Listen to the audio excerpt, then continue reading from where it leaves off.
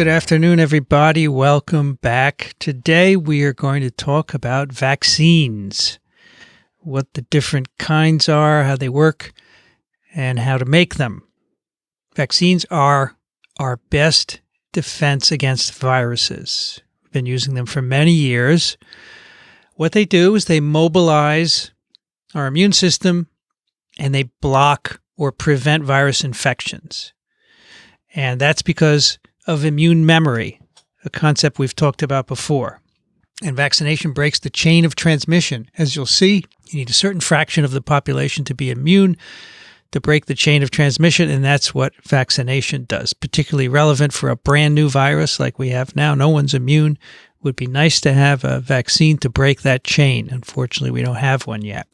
Vaccines are part of the anti-infection medicine and other factors, public health measures, sanitation, and so forth, that have dramatically lengthened the average life expectancy in the U.S. since the 1900s. It has consistently risen.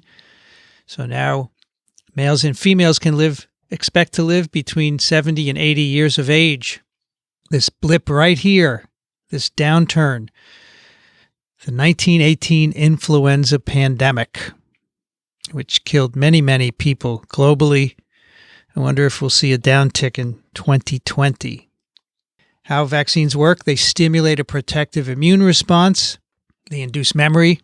And just to remind you about that, here we're looking at antibody and T cells on the y-axis, time on the x. You have your first infection. After about 7 to 14 days, you have an adaptive response, antibodies and T cells. That wanes eventually to low but detectable levels. And then many years later, you can have a reinfection with the pathogen against which you were vaccinated.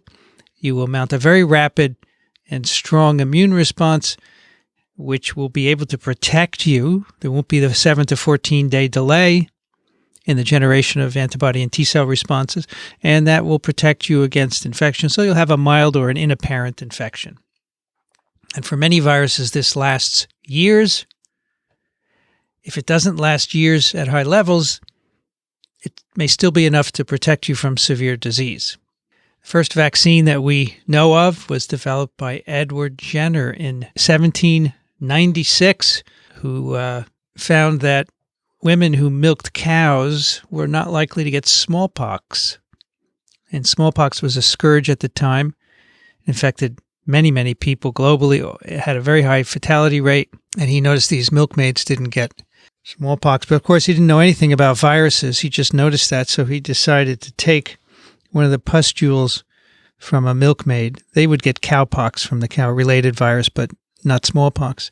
He inoculated a young boy with it, and then 2 weeks later, he challenged the boy with smallpox, which was just a pustule from a smallpox patient. Didn't know anything about virus. And the boy was protected. Good thing he waited 2 weeks. From that point on, his vaccine began to be distributed globally in many different countries. In 1885, Pasteur developed a rabies vaccine. That was the next vaccine developed. Again, we still don't know anything about viruses. We just know there's something there that makes people sick, and we can give it to people and protect them. And he introduced the term vaccination because vacca means cow in Latin, in honor of Jenner, who did his studies with cows. And that vaccine, that smallpox vaccine, has been used to this day. Smallpox, of course, was eradicated in 1979, but I received this smallpox vaccine as a child. If you're in the military, you will still get one in case of bioterrorism using smallpox virus. The vaccine is delivered in this bifurcated fork. A small drop of vaccine is placed there, and it's scraped into your skin where it really, really replicates well. And of course, the inflammation caused by the scraping gives you a really good adaptive response. And I still have a scar. Everyone will get a scar from this, and I can still see mine. Next vaccines didn't come until the 1930s, by which time we know about viruses, yellow fever, and influenza vaccines. However, when Jenner's vaccine was released in the 1700s, immediately the anti-vaxxers rose to the fore. And here's a cartoon drawn back then, the cowpox or the wonderful effects of the new inoculation. And people thought you would grow cow parts from your arm where they put the vaccine. Silliness which persists to this day in anti-vaccine sentiment. We have done many large-scale vaccination programs. They work. One is shown here on the top left, the polio vaccine campaign. The first polio vaccine introduced in the 1950s, a second in 1960. Together, they have nearly eradicated the disease from the planet.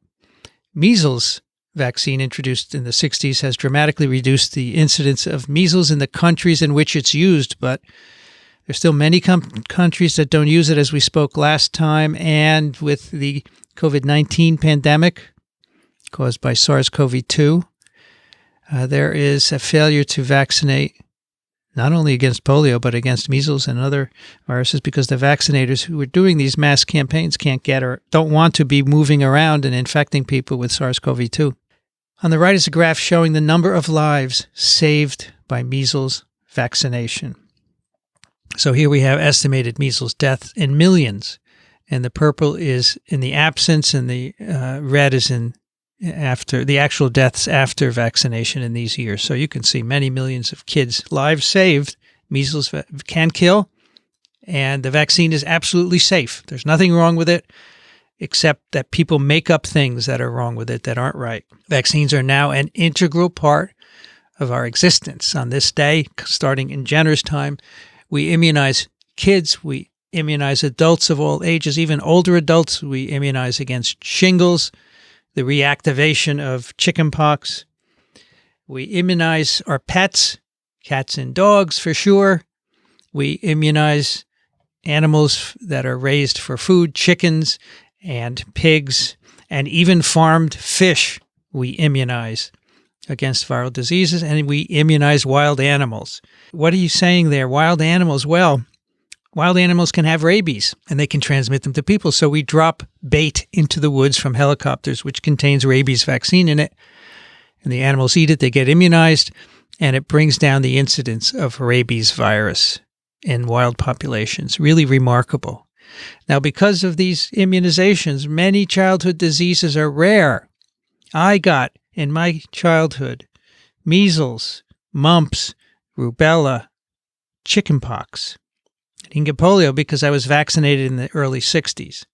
But today, a child can grow up not having any of these, and there are more vaccines, of course, available. And they're now a major part of our public health measures. And any nation who shuns them for whatever reason is wrong, because there's no reason to shun a vaccine. Absolutely zero. However, in developing nations, we still don't have extensive vaccination programs, and these countries develop diseases like rubella, which can cause congenital birth defects, and measles, which can kill. And that shouldn't be. Everyone should be vaccinated. A key concept about how they work via herd immunity. This is maintaining a critical level of immunity in the population. Herd immunity just refers to population scale immunity. We can immunize enough of the population to stop transmission. We don't have to immunize 100%. And that's illustrated by these images here, where we have a red person transmitting infection to uninfected people. They're all uninfected, so this virus will transmit very readily in this population. But if we now have immune people after vaccination, say, the green people, the red can't transmit to them, so the unimmunized people are indirectly protected. And of course, if we immunize many people, the virus will not be able to spread. The amount that you need to immunize for a particular virus differs. So let's talk about herd immunity a little more. This is based on the idea that virus spread stops when the probability of infection drops below a threshold by having more and more people immunized. And the threshold, that threshold is virus specific. It depends a lot on the R0, as you'll see in a moment. It can also be controlled by population features, density of populations and mobility and so forth. And here are some thresholds to give you an idea. For smallpox, herd immunity, about 80 to 85% of the population needs to be immune. For measles, 93 to 95%, and that's in part because the R0 of measles is much higher than that of smallpox. On top of this is that no vaccine is 100% effective. What I mean is no vaccine will induce antibodies in 100% of recipients that will block infection. So you can't assume that if we give 80% of the population smallpox vaccine that we're going to have herd immunity. You have to do a little more depending on the effectiveness of the vaccine, which is something we can measure. And here's an example. When you immunize 80% of the population with a measles vaccine, only 76% of the population is immune. So about 4% don't respond for whatever reason. I thought we could look at the R0 for SARS-CoV-2 and the herd immunity level for that virus. So we think the R0 is about 2 to 3. So every person who's infected with SARS-CoV-2 can infect, on average, this is an average number, 2 to 3 people. And so obviously, if it's an average, you can have some people infect more and some people infect less, but that's an average. So this is the formula to calculate the number of people who must be immune or vaccinated or infected even to prevent virus spread. 1 minus 1 over the R0. So for SARS-CoV-2, that's 50 to 70%. 2 to 3, 50 to 70% of the population has to be immune to prevent virus spread. It's unlikely we're going to reach that level in the current pandemic. We might get close to it because I think the number of infections are a lot more than we're detecting. Not a lot of people are being tested, depending on the country. I think there are a lot of asymptomatic infections that are going undetected. So I think the infection rate is higher than we think, but I'm not sure we're going to reach this point. Our society is plagued with vaccine hesitancy, and this, while minimal in the U.S., is still effective at creating groups of susceptible individuals in which there are outbreaks of completely preventable diseases. And all these things that people say for not getting immunized, they're all absurdness. They're all ridiculous. They're baseless. I can't afford to immunize my kids. There are programs to take care of that.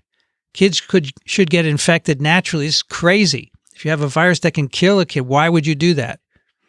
There was an outbreak of chickenpox or measles last year, and some politician said, oh, it's just a innocuous childhood rash.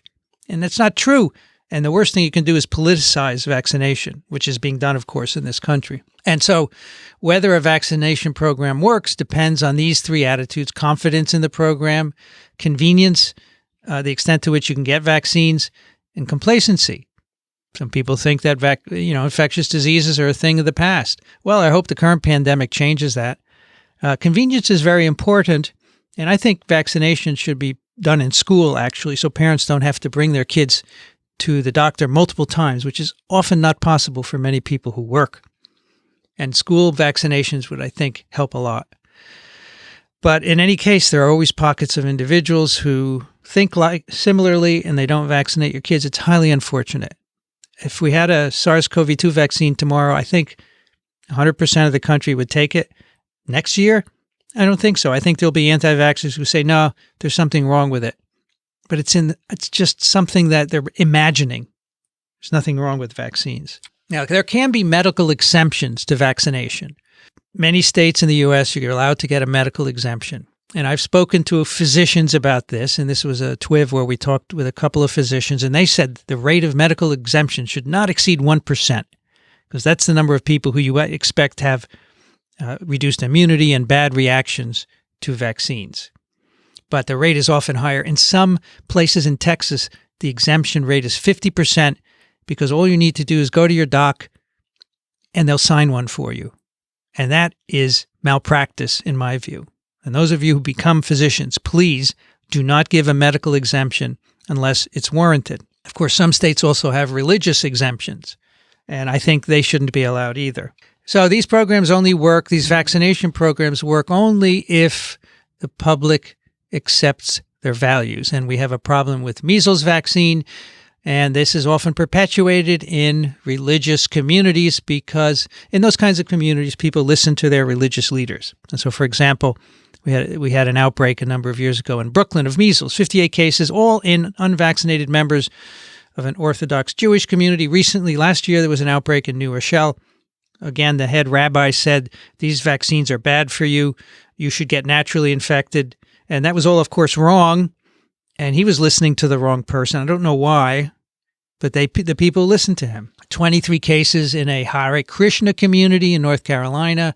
Here, a pastor in a church in Texas was critical of measles vaccination. So his congregation listened to him. But what does he know about measles vaccine? Has he ever read a paper about it? Has he ever read a study? No. He hears hearsay, probably from Andrew Wakefield, who lives somewhere in Texas. Lots of cases of measles throughout the U.S., many tied to religious communities, many not. And as I showed you a couple of lectures ago, we have yearly cases of measles. 2019, 1,200 cases. Completely ridiculous, all preventable because people refuse to take the vaccine for no good reason. All right, our first question. Herd immunity, A, demonstrates the importance of immunizing livestock. B, emphasizes that not everyone must be immune to protect the population. C, emphasizes that everyone must be immune to protect the population. D, describes how groupthink can dominate anti-vaccine choices, all of the above. How'd we do? Most of you got B, emphasizes that not everyone must be immune to protect the population. That's herd immunity. Everyone doesn't have to be immune. That's the point of that, right?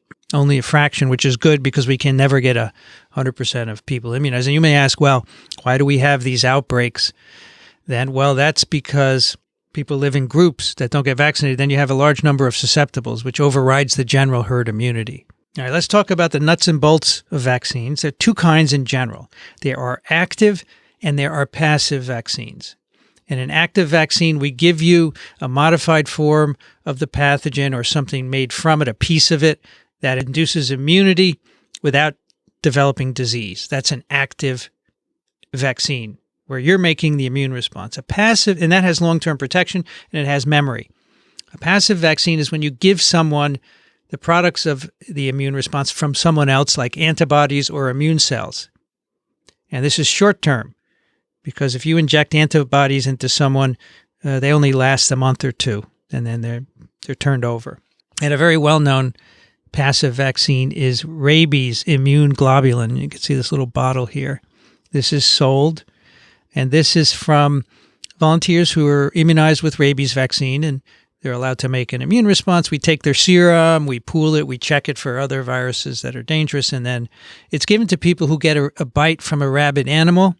And what they will do is, if you're bitten on the hand, they will inject this around the bite to neutralize virus. And then at the same time, you'll get vaccinated with the active vaccine because it takes a few weeks for rabies to get into your CNS after the bite. We have actually time to immunize you before that. Here's the basis of a passive vaccine. Of course, when you're developing in utero, your mother is transferring IgG to you across the placenta. And so from conception to birth, the IgG level rises into fetal circulation, and that comes from your mom. So you inherit your mother's immune experience, and that will protect you until your immune system starts to ramp up, which is, IgM is first, IgG around 6 to 9 months, and the maternal antibodies are declining. So that's a passive vaccine. It's a gift from your mother. Passive vaccines have been used for many years. We call them passive therapy with convalescent serum. The serum is taken from people who are either immunized in the case of the rabies immune globulin or who have recovered. And this is one example. It's a story I like to tell. So remember, Fever, the book that inspired me to be a virologist. It's a story of the emergence of Lassa virus in Africa in the 60s. And there were outbreaks of the virus, hemorrhagic fever in parts of Nigeria, and many nurses were getting sick. And this was an American nurse, Penny Pinio. Some of them died, unfortunately, but she was flown back to New York City and went to New York Presbyterian Hospital, and she recovered and went home and just died a few years ago, actually. Jordi Casals was a virologist working with the virus at Yale. He infected himself in 1969. So they gave him, he went to Presbyterian Hospital because even though he worked at Yale, he lived around Columbia in in the Fort Washington area. So he's in the hospital and they had taken care of Nurse Pinio. So they gave him her serum and he survived. And that's just one of many examples. This is a good story, though. You can read about it in the book. At the moment, people are trying convalescent plasma from patients who have recovered from SARS-CoV-2 infection. This has been highly publicized. There are some trials to see if it works. And the reason is because we have it. It worked. We know it works, and it can be helpful until we have antivirals, for example. So there are a number of clinical trials where they take people who have recovered, and there are quite a few of them. They take plasma from them and check it, and then they give it to infected patients. You can also do passive therapy with monoclonal antibodies. This is a relatively new development, It was famously used in an Ebola outbreak a number of years ago. There's a well-known antibody produced by a San Diego biotech company. It's called ZMapp. It's actually a mixture of 3 monoclonals directed against the spike glycoprotein of Ebola virus. These antibodies were made by immunizing mice with the glycoprotein and isolating mouse monoclonal antibodies, and then taking the genes and cloning them into a human IgG scaffold to make it basically humanized, so that when you inject it in people, you don't have antibodies made against the mouse portions. And so that was used. And since then, companies have made other monoclonals that were used in the recent outbreak in DRC in Africa. So that's one case where you can use it and it seems to help. And currently, people are making monoclonals against the SARS-CoV-2 spike glycoprotein. So here's SARS-CoV-2 virus with its spike. Here's a model of the structure, which we showed before. The green here is the receptor binding domain. And there is one monoclonal, which I just picked out for this picture, CR3022. It's isolated actually from a B cell taken out of patients. So now you can take B cells. You don't have to just take and make monoclonals and antibodies. If you have access to patient blood, you can purify single B cells and single cell clone. So remember, each B cell is making one specific antibody. So you can clone the antibodies out, produce them, and see if they neutralize virus infectivity. And CR3022 neutralizes SARS-CoV-2 infection. It binds to the spike. It binds to the receptor binding domain of the spike. So that's the green part in this structure here. And here on the right is a space-filling model. There's the receptor binding domain. Unfortunately, it's white, but it should be green. And then ACE2 is the receptor, the cell receptor that the virus binds to. And you can see CR3022 binds close to, but it doesn't prevent binding of the receptor. So it must neutralize infectivity in some other way. Anyway, that and similar monoclonals are being developed to try and treat patients. And we're doing clinical trials at the moment to make sure that they're safe and effective. Let's talk about active vaccines for the rest of the time. First, what are the requirements for an effective vaccine? Well, first, you have to make an appropriate immune response. And it helps to know if you need a Th1 or a Th2 response, antibody versus a cellular response. Often we don't know that, and it's simply empirically done. But we know for some viruses it matters. And so you have to check to see what kind of cells your vaccine is inducing as compared with a natural infection. And sometimes it differs. Sometimes the vaccine is inducing a very different kind of Th response, and that's not good. You also have to show that the vaccinated people are protected against disease. So you have to vaccinate people and put them out into the world, and they get infected or not. So you have to have an outbreak of whatever virus you want to make a vaccine against. So after the Zika outbreak in 2015, many companies started making Zika vaccines. Then the outbreak ended, and there was no way to test the vaccine. So we have a number of Zika virus vaccine candidates that have been through phase 1 safety trials, but they're ready for an efficacy trial when the next outbreak occurs. And the key here is that it's not good enough to make antibodies. So you can immunize people and show you make antibodies. And in fact, SARS-CoV-2 phase 1 vaccine trials are in progress to assess the safety of the vaccines, but they're also assessing whether antibodies are made and whether those antibodies would neutralize infectivity. But that's not enough. You need to know in the end whether the vaccine protects people from infection. Also, of course, other requirements, the vaccine has to be safe. It can't cause the disease that you're trying to prevent, obviously, but it also has to have minimal side effects or it won't be accepted. It has to induce protective immunity in the entire population, not 100%, but whatever that number is to induce herd immunity. Protection should be long-lasting. It should be cheap. WHO wants vaccines that cost less than $1. It should have genetic stability. It shouldn't revert if it's an attenuated vaccine. Storage is an issue. Many vaccines at the moment have to be frozen, and WHO has helped to develop these portable freezers that can be used to transport vaccines into areas where there's no refrigeration, keep it frozen for a number of days. And finally, the delivery is important. The best vaccine, in my view, is one you could take orally, like the oral polio vaccine, but there aren't many vaccines that are taken that way. That's great for viruses that infect your gut. But for respiratory viruses, you're not going to be able to take them orally. And so what we do at the moment is we inject them via a needle. That has logistical issues, of course, because you have to get the needles. They're expensive. You can't reuse them. Otherwise, you spread other infections. And you have to have people who know how to give the vaccines. Now, not everyone can do that. You can damage people if you don't know how to do it. I think this will all change. I think the storage and the genetic stability and the delivery is all going to change, and we'll talk about that in a bit. So here's a summary of all the different kinds of vaccines. Most of them anyway. There are slight variations. And we'll go through some of these and give examples. So we start out with a virus that causes a disease. We can make attenuated viruses, which means these viruses are infectious. They replicate, but they don't cause disease. That's what attenuation. They have attenuated virulence. We can inactivate the viruses chemically, inactivated virus vaccines.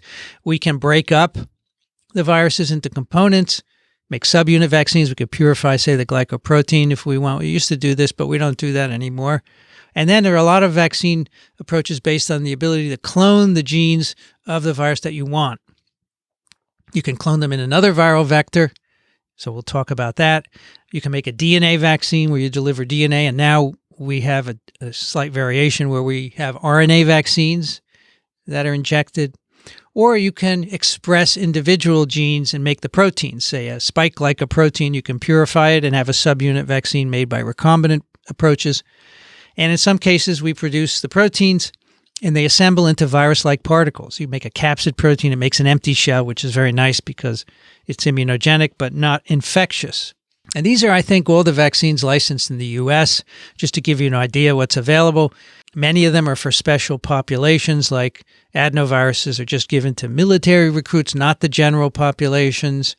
Hep A is not given to everyone. It would just be travelers who go to certain parts of the world. Some of these are recommended for everyone, like influenza vaccine, another travel vaccine, Japanese encephalitis, measles, mumps, papilloma, rubella, polio, varicella. These are all given early in life in the U.S. and often required for entry into school. Papilloma, of course, highly recommended for both men and women. And then the most recent one is the Ebola virus vaccine called Ervibo, which is made in a vector. You put the viral glycoprotein in another vector. We'll talk about that later. So let's go through some of these. Let's talk first about inactivated vaccines, where you take the virus, which causes disease, you treat it with something to inactivate infectivity. So it's no longer infectious, but it's still antigenically active. And you use typically chemicals like formalin or beta-propiolactone or detergents. And as I said, you eliminate infectivity but maintained antigenicity. Let's look at a couple of examples of these. The first one is the inactivated polio vaccine, which is used to prevent poliomyelitis. This is a disease that's been around for many thousands of years. The name poliomyelitis is a combination of Greek and Latin roots meaning inflammation of the gray matter. And in this 1959 textbook of medicine, it is characterized as a common acute viral disease, brief febrile illness, sore throat, headache, and vomiting. In many cases, a lower neuron paralysis develops. And as we spoke about earlier, only 1% of infections lead to paralysis with poliomyelitis. But at one time, it was very common in the U.S. Hospitals were full of iron lungs. Each of these people are in their own iron lung. They're unable to breathe, paralysis of the chest muscles. The machine breathes for them. And most of them were able to get out of these, but some people live their entire life in a respirator. They were moved home. Of course, nowadays, we would use different ways to help people breathe. Poliovirus, of course, the causative agent is a small plus-strand RNA virus with a shell made of proteins arranged with icosahedral symmetry, no envelope, and here's a nice depiction of the virus on the lower left. Now, as you may know, Franklin Roosevelt, four-time elected president of the U.S., had polio in his 20s. He was unable to walk. He always had to have crutches or move around in a wheelchair. Tried very hard to hide that, of course.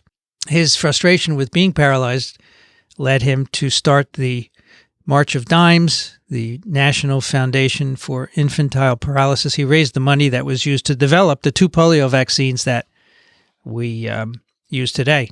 So that was developed entirely by donations, not by the NIH, which didn't exist until the 50s.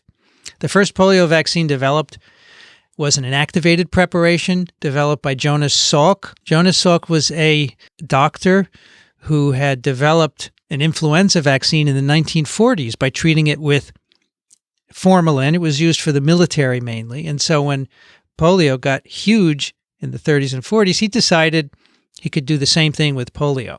So he treated the virus with formalin to destroy the infectivity, did a very big clinical trial, 1.8 million children, the biggest ever done.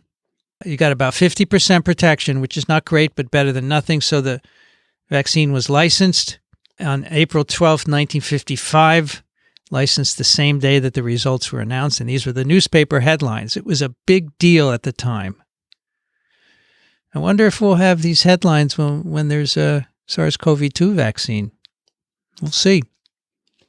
However, in the months after the vaccine release, a number of kids who received it got paralyzed. This was called the Cutter incident. A company called Cutter Laboratories had improperly inactivated the vaccine. It was fixed and vaccination continued.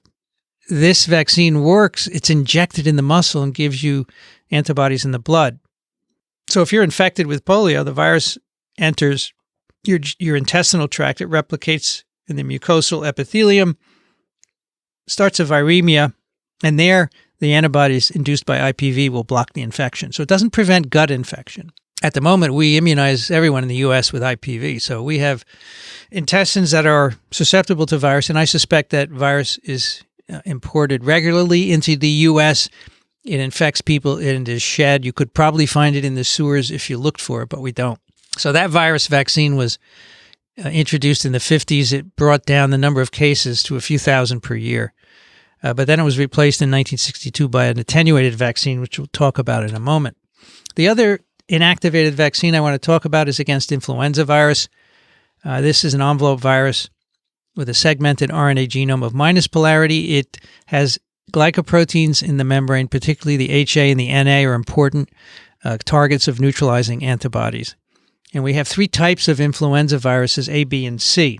We make inactivated vaccines because there can be anywhere between 3,000 and 50,000 deaths just in the U.S. each year due to influenza virus. I think we have 8,000 so far this year, 15 to 20 million infections. Probably you haven't heard of that. Most of the vaccine is grown in chicken eggs. It's inactivated with formalin or disrupted with chemicals, and we make about 75 to 100 million doses each year. It's 60% effective in people less than 65, and it induces protective antibodies against the HA and the NA glycoproteins. There are also vaccines now produced in cell culture. There are a number of them, but that's harder to do, so the numbers are much less than those grown in eggs. Now, the problem with flu vaccine is that the envelope proteins change each year, as we've already discussed briefly.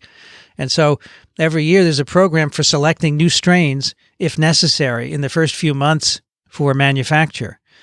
And what they do is they see what's circulating, and then they use a master strain, which grows really well in eggs, and they do reassortment to put in the HA and the NA genes from whatever the current strain is. And if you're interested, our current vaccine for the 1920 year is a quadrivalent vaccine with an H1N1 component. And this is the nomenclature for influenza viruses, by the way. A, the place it was isolated, the date, and the subtype. So we have an A Brisbane H1N1 and A Kansas H3N2 and two influenza B viruses.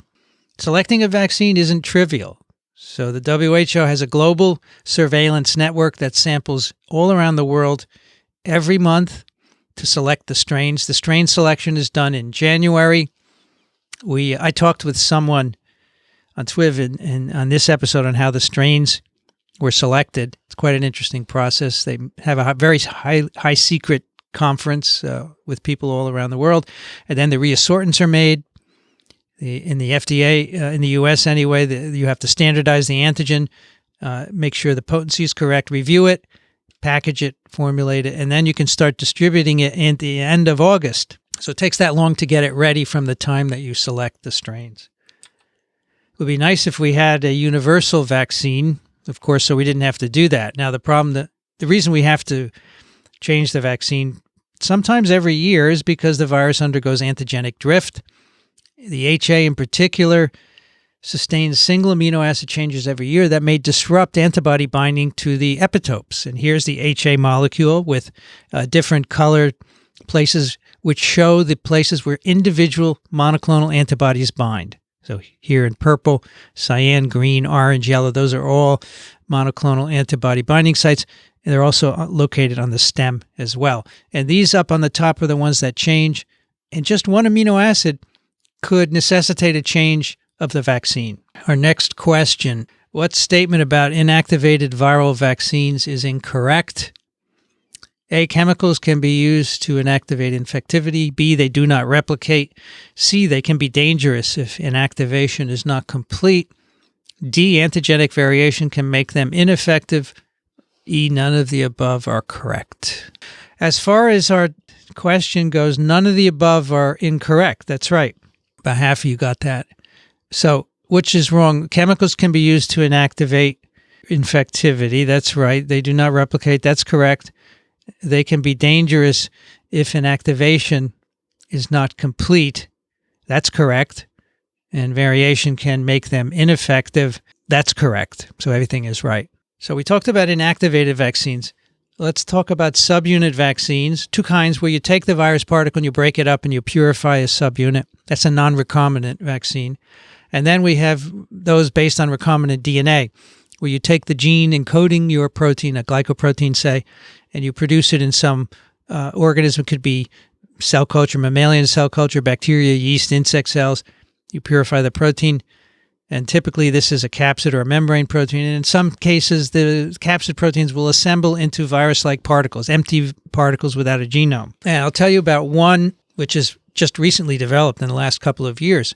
It's a brand new shingles vaccine. It's called Shingrix. That's the trade name. And it's made by taking a glycoprotein of varicella zoster virus, the herpes virus that first causes chickenpox, right? And then it reactivates many years later to cause shingles. We talked about that 2 lectures ago. So they made one of the glycoproteins in Chinese hamster ovary cells.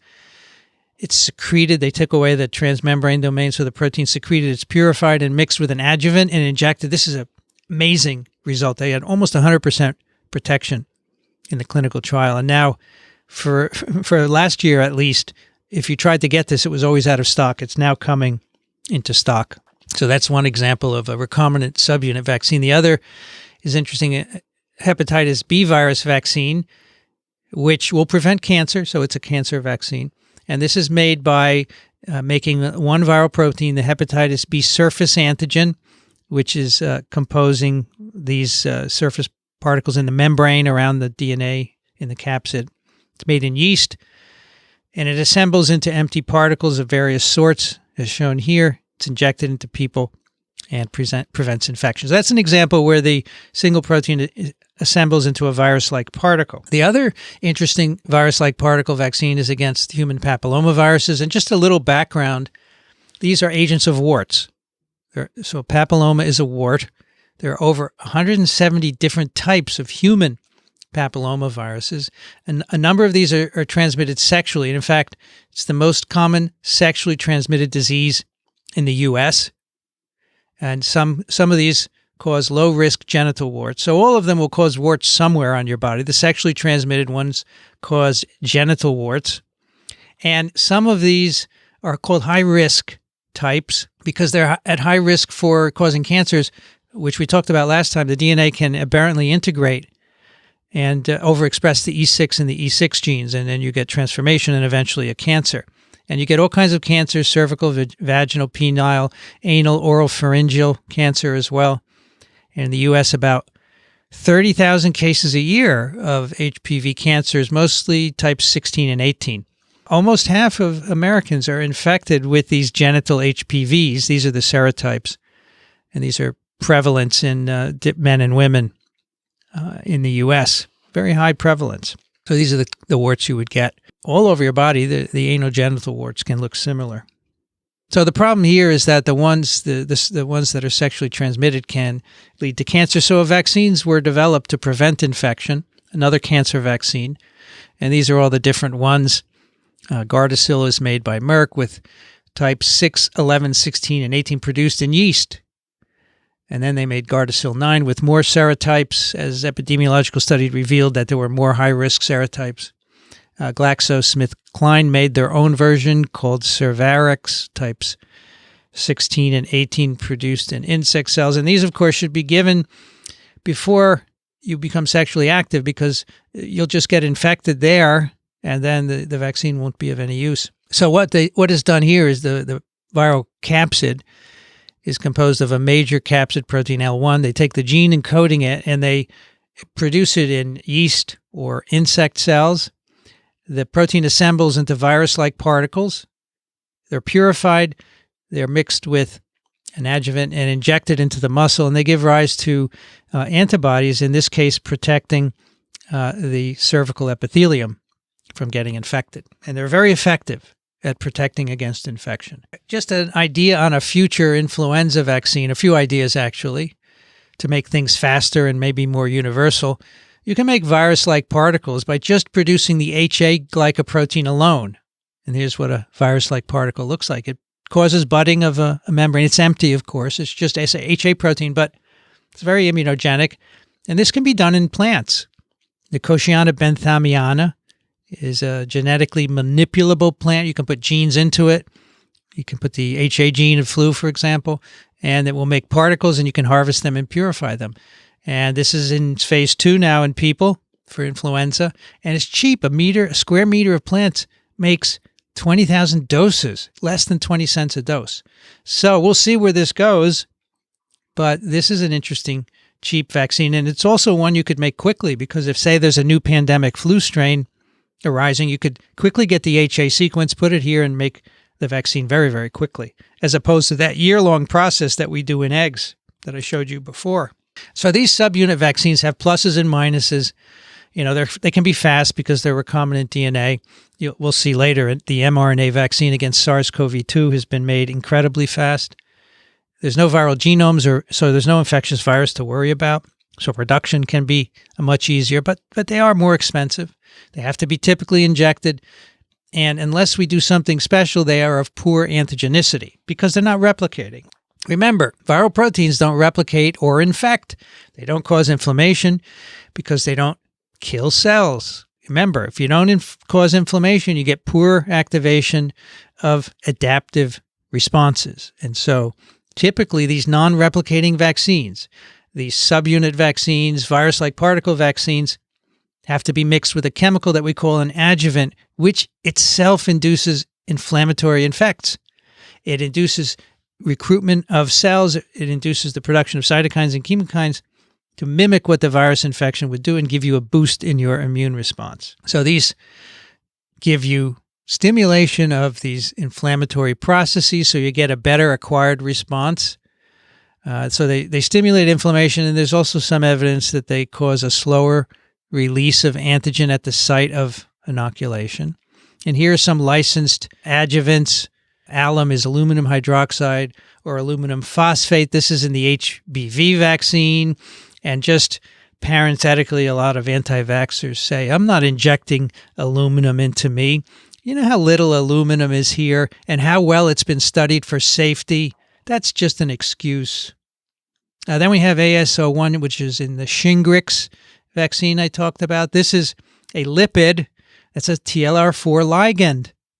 What do you think? This binds TLR4 and stimulates the production of cytokines. That's how it causes inflammation. AS4 is in Cervarix, the HPV vaccine, alum and monophosphoride lipid A, again, a TLR4 agonist used in the U.S. And then there is one called MF59, an oil and water emulsion, which is used in Europe, particularly in flu vaccines. So that's MF. This is the squalene molecule, and this is the TLR4 ligand. So that's an adjuvant.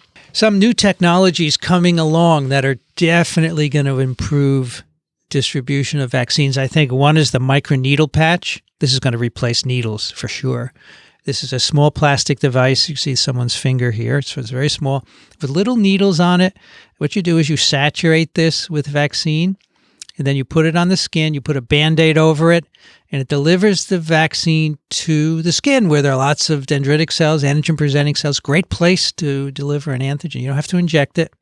And this is shown in a number of studies to give a good response. It's being trialed for influenza, and it's been widely in the press as one of the vaccines, early vaccines being tested for SARS-CoV-2. I think it's out of the University of Pittsburgh.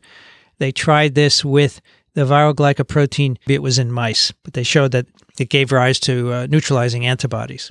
So that's coming down soon. This may replace needles one day, which would be great. I think a lot of anti-vax sentiment is because parents don't want to see their kids get injected. My parents had no such reservations. And the other issue is storage. You have to keep vaccines frozen. But it turns out if you dry the vaccines in sugars of different sorts, you can really thermostabilize them. So here's an experiment where they took influenza A vaccine, IAV, and they heated it at 40 degrees alone in red or with a couple of sugars, PT. And you can see they're looking at infectivity on the y-axis with days of storage. So this, with the sugars, you lose some infectivity, but you still have some after 12 days. And this can be made even better. But, without a sugar, it's gone in 2 days at 40 degrees Celsius. So I think this technology is going to get modified and improved, and we won't have to freeze vaccines anymore, helping for more universal distribution. I also think we're going to have a universal flu vaccine at some point, which means you get it maybe once every 10 years, and it will cover any new strain that emerges. And that would really help a lot, I think, because people don't like to go get a flu vaccine every year. And so what this is based on is if you look at the HA, there are these head region epitopes that vary a lot, but then there are stem region epitopes that don't vary. They're very stable, and they're universal among a lot of strains. So if you could somehow direct the vaccine response to these epitopes, that would be great. Unfortunately, the head tends to be immunodominant, and the stem seems to be immunosubdominant. So how do you make it more dominant? So here's one approach where you make chimeric HA molecules. So this is an HA molecule, the head and the stem shown schematically. And so let's say you want to raise antibodies against the stem of a H1 hemagglutinin. So you first immunize people with a chimeric H9 head and an H1 stem. Okay, so they make antibodies mostly to the head and a few to the stem. So then you go in and boost them with another chimera, an H8-1 chimera. And now you're not going to have a memory response against the head. It's going to be a new response. And so you'll have memory against the stem. So you should get more. And you do that again, and you get more and more and more. So this is one approach that's being tried. There are others as well to try and focus the immune response to the stem. I think this will work. All right, our next question is, what are some requirements for an effective vaccine? A, low cost. B, ease of administration. C, provides long-lasting immunity. D, minimal side effects. E, all of the above. All right, let's see what we have here. Most people got all of the above, which is correct. Everything, low cost, ease of administration, long-lasting immunity, minimal side effects, all that is right. So let's look at replication competent or infectious attenuated vaccines. You take the virus and somehow you modify it so it's no longer causing disease. It could be empirical modification or directed, as you'll see. And this, when you take this, it shouldn't cause any disease. Maybe it gives you an inapparent infection. So here's the logic behind this. In an activated vaccine, you may have to give multiple times to induce a good level of antibody, whereas a replication-competent vaccine, in theory, is replicating, so it amplifies itself, and you shouldn't have to give many doses. And the way these are done in the beginning, in 1937, the yellow fever vaccine was the first attenuated virus vaccine. This was made by Max Tyler at Rockefeller in New York, and he did something like this, but he did it in chick embryos. But the idea is you take your virus, your virulent virus, and you start growing it in a different system. So here in this slide, we're taking a human virus and we're infecting monkey cells, and you take what comes out of the cell, you reinfect, and you do that over and over again. The idea is that eventually, and this may take a long time, the genome sustains, you select for mutations that give really good replication in monkey cells and maybe not as good in human cells anymore. And so what Tyler did with yellow fever, he passed it over 150 times in chicken embryos and just randomly got a virus that no longer would cause disease in humans. So you have to be very patient to do this. And flu mist is an example of this. This is a flu vaccine, which is not injected, but it's sprayed up your nose with a syringe. No needle, of course, just the syringe. And it replicates in your nasopharyngeal cells and gives you nice immunity. And this is made of viruses that can replicate. And the viruses are reassortants. We have a master strain, and then we reassort in the HA and NA genes from the current strains. But the master strain is cold-adapted, temperature-sensitive, and attenuated in ferrets. So cold-adapted means the virus prefers to replicate in the upper tract, not the lower tract, and temperature-sensitive means the same. It won't replicate in the lower tract. So just upper tract infection and gives you protective immunity. So if you have a choice, I would take this one. I think this is the best of all the flu vaccines. The other I want to talk about is the Sabin oral polio vaccine, or OPV. This is an infectious attenuated vaccine introduced in 1962, eradicated polio from the U.S. and almost all of the world. You drink this, it goes into your intestine, replicates, spreads to the blood, does not invade the CNS, and you make mucosal antibodies and antibodies in the blood, in contrast to the blood antibodies, which are only made by IPV. Now, the way these were identified by Albert Sabin in the 40s and 50s, he started with the three serotypes, 1, 2, and 3, which cause polio, and he passed them in different ways, in kidney cells, in animals of different sorts, many, many passages. And at each step, he would take a little and stick it in an animal model and see if it was losing its ability to paralyze. And at the end, he got candidates for each one, which were not able to cause paralysis after direct injection into the spinal cord and brain of monkeys. And these were licensed in the U.S. in 1961. And in the 80s, when we got the ability to do genome sequencing of viruses, we and other labs sequenced these Sabin viruses and compared them to the viruses that he started with. And these are the mutations that were found. Only 5 in the type 1 and 2 in the types 2 and 3. And all 3 have a common change in the 5' untranslated region. And by the way, if you tried to get these vaccines licensed today, and you would have to provide the genome sequence, they would not be licensed because 2 mutations is too close. These can easily revert, and they do, and they can cause polio. So the mutations are in the 5' non-coding region in stem loop 6, which is within the iris, the internal ribosome entry site. Here are the 3 of them. Single base changes in the type 1, type 2, and type 3 vaccine. And we've talked a little bit about this one in the type 3 vaccine before, its ability to attenuate virulence. Now, in the 80s, when genome sequencing was possible, a virologist in the UK, Phil Minor, he and his wife had a child, David Minor, and they took all of his diapers after he received the polio vaccine, brought them to the lab, extracted RNA, and sequenced it in the region of 472 for polio type 3. So here's the Sabin vaccine. There is a U. This vaccine, when injected into monkeys, gives you a very low lesion score, which is a way to measure the virulence of the virus. So David Minor gets polio vaccine. 24 hours, he's pooping out viruses with a U. 31 hours, viruses with a U. But look, at 35 hours, it's a mix of U and C. And after 2 days, the virus has reverted at base 472. And that virus, Phil Minor isolated it, put it in monkeys, it paralyzes them. Every child who receives the oral polio vaccine, the virus reverts. All 3 revert. Amazingly, most kids are fine. However, there is a low level of paralysis caused by the vaccine, 1 case per 1.4 million doses. And you can see as we use the vaccine from 61 to 2003, here's wild-type polio coming down, down, down, down.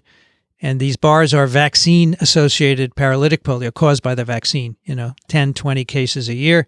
Until after 1979, all the cases of polio in the U.S. were caused by the vaccine. And so in 2000, we switched to inactivated vaccine, which doesn't cause polio. And this is the vaccine that's being used globally in the eradication effort. So WHO back in 1988 declared that they wanted to eradicate polio. This is still ongoing. They've missed their goal, but let me tell you where they are. Can you eradicate a disease? Well, smallpox is the only viral disease of humans that's been eradicated. We need two features. Virus has to be only in one host, has to induce lifelong immunity. These are both features of smallpox. These are both features of polio. So WHO said we're eradicating polio. 1988, 400,000 cases a year in these red countries. 10 years later, greatly reduced. Another 10 years, only 5 polio endemic countries. That's 2008. Where are we today? So this is 2019 totals. Wild polio is only in 2 countries, Pakistan and Afghanistan. That's shown in blue. There were 173 cases last year. And this is going to go up for 2020 because immunization has stopped because of the SARS-CoV-2 outbreak. However, the problem last year and continuing, we had 329 cases of vaccine-derived polio. So, most of the world is using OPV. It reverts. And if immunization drops in any particular area, which it does, then you have outbreaks of these circulating vaccine-derived viruses. They get into the sewage, they circulate, and they can circulate for years and cause outbreaks. So at the moment, the WHO is going to try and switch away from OPV to IPV. Not easy because it has to be injected. Type 2 has been declared eradicated. We haven't seen any type 3 since 2012. That's probably eradicated as well. So these are all mainly type 1 polio.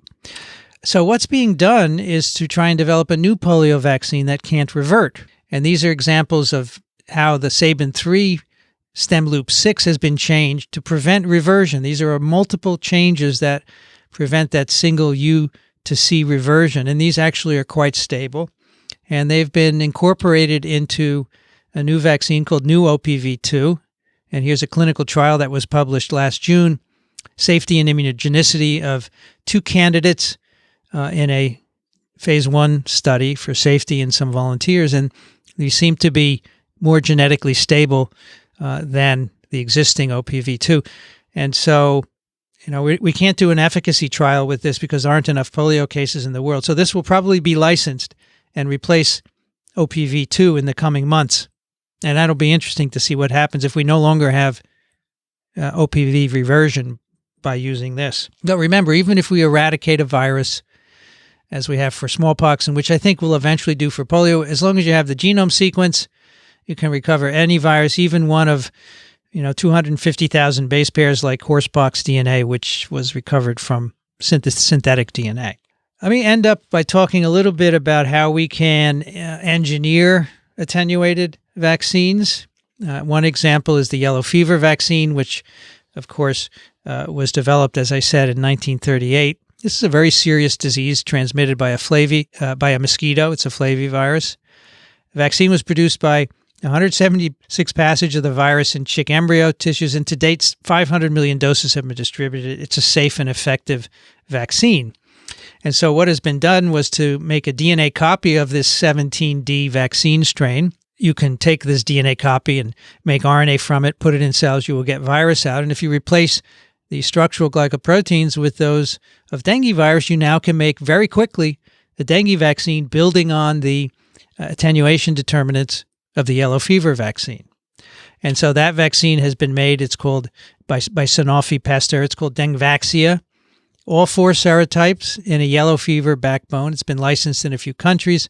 Unfortunately, it doesn't protect against dengue 2.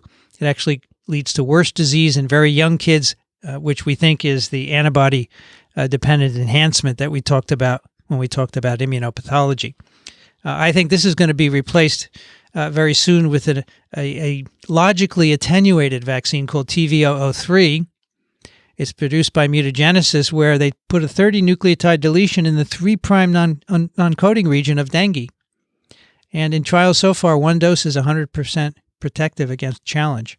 So once this goes through trials, I think this will be a license that will probably replace Dengvaxia. But it's an example of using recombinant DNA approaches to make new vaccines. Here are all the different SARS-CoV-2 vaccines that are being made. There are 62 as of last night. I counted them all. We have attenuated vaccines.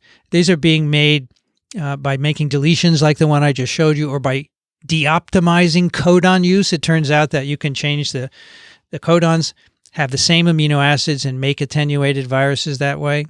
There are formalin inactivated vaccines. Subunit, 20 different subunit vaccines by producing glycoproteins in insect or plant cells making virus-like particles.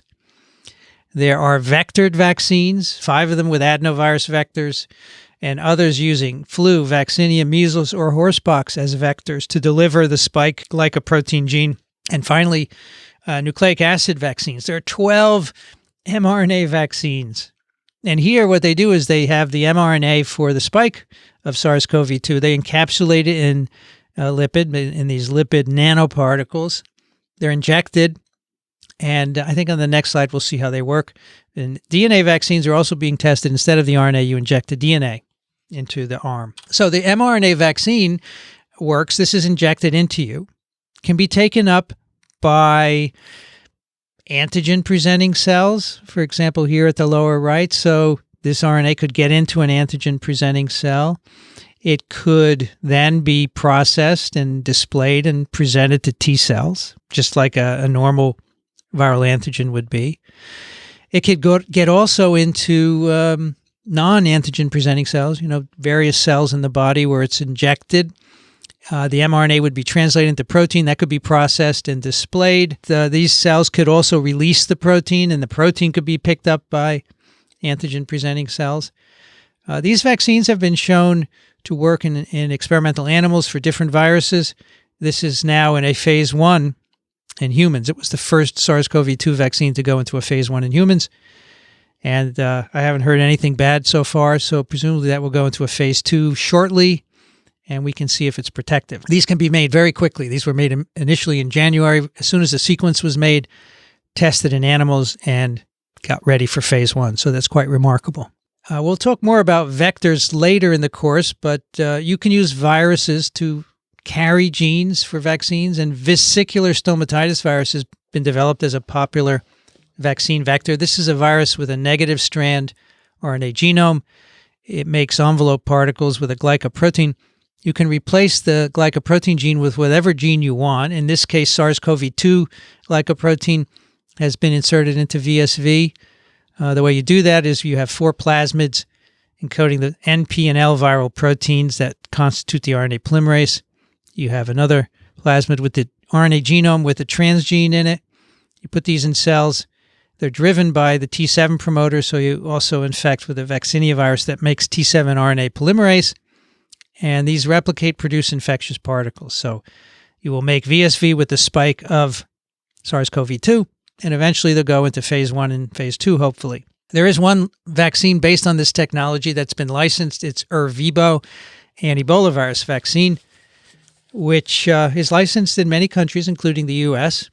It was originally developed many years ago by the military because they wanted to protect troops who were going to countries where there might be Ebola outbreaks.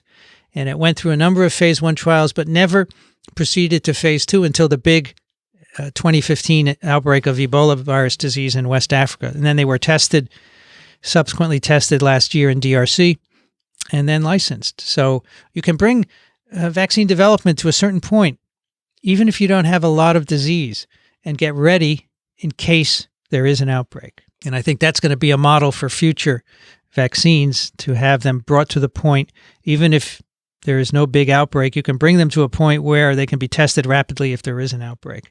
Unfortunately, we're not in that situation now. We're having to catch up, but we could have been ready. All right, so those are vaccines. They can prevent infection before it starts. If you don't happen to have a vaccine, you can use an antiviral, which is designed to resolve an already started infection, and we'll talk about those next time.